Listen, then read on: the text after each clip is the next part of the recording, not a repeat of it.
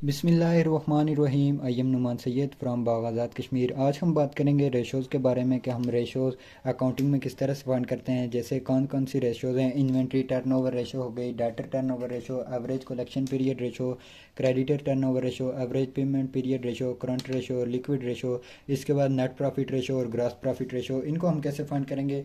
सबसे पहले जो हमने क्वेश्चन लिया है वो ये है कि ओपनिंग स्टॉक 30,000 है, closing stock 60,000, net cell 3 lakh है, सन्ड्री डेप्टर 50,000 है, बिल रिसीवेबल 20,000, बिल पेबल 36,000 है, बिल पेबल 36,000 आ गया, क्रेडिटर 42,000 आ गया, परचेज 1,90,000 आ गई। इस तरह से हमने फाइंड करनी है रेशोज़ के बारे में।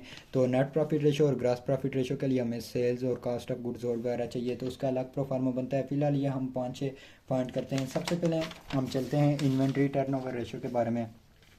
नंबर 1 जो है inventory turnover ratio. Inventory turnover ratio simple सा काम है, इनका सिर्फ फार्मूला देखना पड़ता है। इन्वेंट्री टर्नओवर रेशो जो है इसका जो फार्मूला है नंबर 1, इसको लिख लेते हैं। नंबर 1 इसका जो फार्मूला है net cell divided by average inventory. ये इसका फार्मूला है फाइंड करने का। Average inventory. अब हमारे पास यहाँ पे नेट सेल तो दी हुई है, हमारे पास 3 लाख है। नेट सेल हम लिख लेते हैं इसी तरह 3 लाख। ये हम एवरेज इन्वेंट्री फाइंड करें। 3 lakh divided by average inventory नहीं है, तो एवरेज इन्वेंट्री का भी एक अलग फार्मूला है। एवरेज इन्वेंट्री का क्या फार्मूला है। एवरेज इन्वेंट्री का जो फार्मूला है वो है opening stock plus closing stock. Opening stock plus closing stock divided by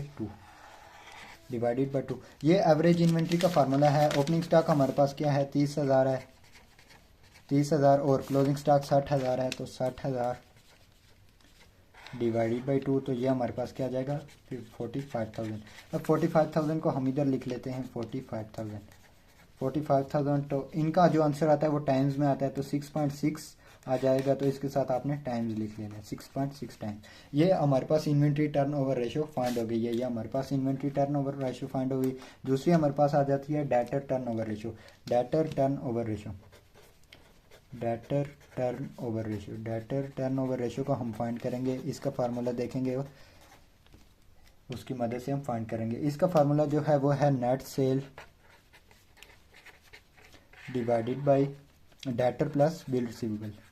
debtor plus bill receivable.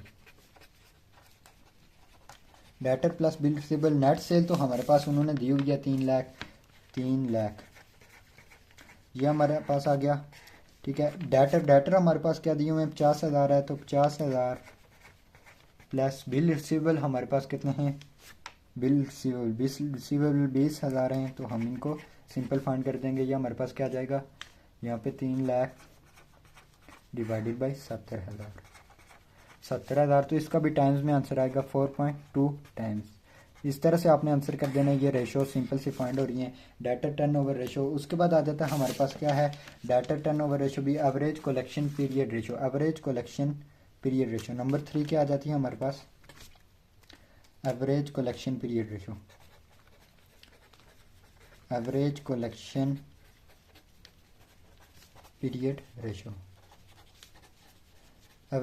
Period ratio का जो फार्मूला है वो है total debtor divided by net sale multiply by number of working days. Number of ये मैं short form में लिख रहा हूँ। नंबर ऑफ वर्किंग डेज लिखा हुआ है मैंने। तो नंबर ऑफ वर्किंग डेज जो इस अकाउंटिंग में या जो भी आपका बिजनेस हो उसमें 360 डेज होते हैं नंबर ऑफ वर्किंग डेज। तो नंबर ऑफ वर्किंग डेज 360 होंगे। तो टोटल डेटर हमारे पास क्या है। टोटल डेटर आपने ये वाला डेटर नहीं लेना। अब आपके पास जो टोटल डेटर ये वाला आया हुआ है डेटर प्लस बिल रिसीवेबल उसको लेना है। जैसे 70,000 डिवाइडेड बाई नेट सेल हमारे पास 3 लाख थी, तो मल्टीप्लाई बाई 360। तो इसको मैं डायरेक्ट लिख लेता हूँ। तो यह क्या आ जाएगा 84 टाइम्स। इसको मैं डायरेक्ट लिख लिया 84 टाइम्स इसका ये एवरेज कलेक्शन पीरियड रेशो। उसके बाद आ जाता है हमारे पास नंबर 4 पे आ जाएगी creditor turnover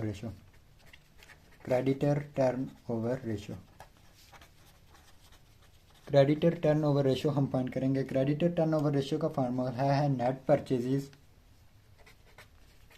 net purchases divided by creditor plus bill ओपल पे रिसीवेबल था तो इधर पेएबल हो जाएगा।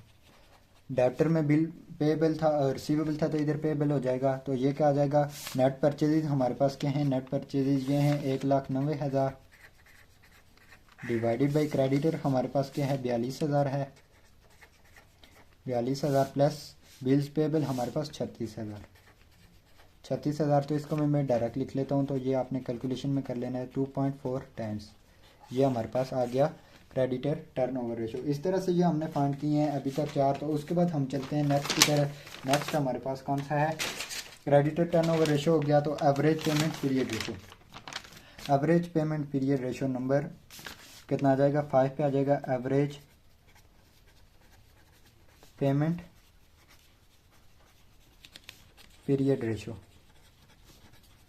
एवरेज पेमेंट पीरियड रेशो का हमारे पास क्या फार्मूला है, जिस तरह से था उधर total debtor multiply by number of working days.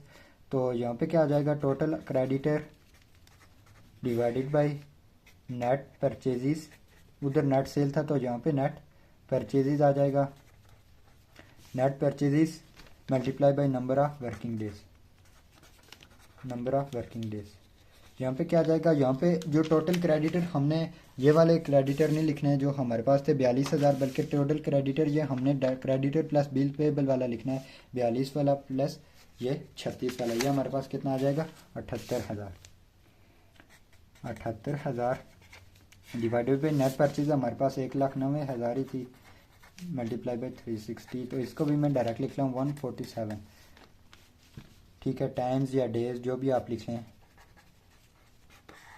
ये हमारे पास आ गया। उसके बाद हमने फाइंड क्या करना है, करंट रेशो। ड्यू कट गई थी तो हमने जो लास्ट दो फाइंड किए हैं करंट रेशो और लिक्विड रेशो, इसके बारे में बात करते हैं। जो करंट रेशो है इसका फार्मूला था current assets over current liabilities. Current assets और करंट लाइबिलिटीज़ जो हमने फाइंड करने हैं, करंट एसिड्स कौन से होते हैं, जिनका पीरियड 1 साल या इससे कम हो, उससे ऊपर फिक्स्ड एसिड होते हैं। जैसे ये हमारे पास करंट एसिड्स, इसमें जो क्वेश्चन लिया था उसमें कौन से थे, क्लोजिंग स्टॉक आ गया था और उसके बाद डेटर आ गया था और बिल रिसीवेबल, ये करंट एसिड्स आगे थे। करंट एसिड्स ये हमने लिखे, स्टॉक लिखा, डेटर लिखा, बिल रिसीवेबल 1,30,000 आ गया। उसके बाद करंट लाइबिलिटीज़, करंट लाइबिलिटीज़ जो थी हमारे पास बिल्स पेएबल था और क्रेडिटर था, इनको हमने लिखा तो 78,000 आ गया। ये अब करंट रेशो में 1,30,000 डिवाइडेड बाई 78,000 किया, तो इसका आंसर आप फाइंड करके लिख लें। उसके बाद लिक्विड रेशो आ गया। लिक्विड रेशो का जो फार्मूला था quick acids over current liabilities. अब करंट लाइबिलिटीज़ तो हमने ये फाइंड की हुई है, क्विक एसिड्स का नहीं पता, तो क्विक एसिड्स का जो फार्मूला है वो है current assets minus closing stock. Current assets minus closing stock है, तो करंट एसिड्स हमारे पास 1,30,000 जो यहाँ पे फाइंड किए हैं वो हैं, तो माइनस क्लोजिंग स्टॉक ये 30,000 दिया हुआ था, ये 60,000 दिया हुआ था क्लोजिंग स्टॉक, तो 60,000 को माइनस किया, ये आ गया 70,000 और करंट लाइबिलिटीज़ ये थी 78,000। तो ये इस तरह से फाइंड किया। वीडियो की कटिंग की वजह से ये दो रह गए थे। तो नेक्स्ट वीडियो में हम ग्रॉस प्रॉफिट रेशो और नेट प्रॉफिट रेशो के ऊपर बात करेंगे। तब तक के लिए अल्लाह हाफिज़।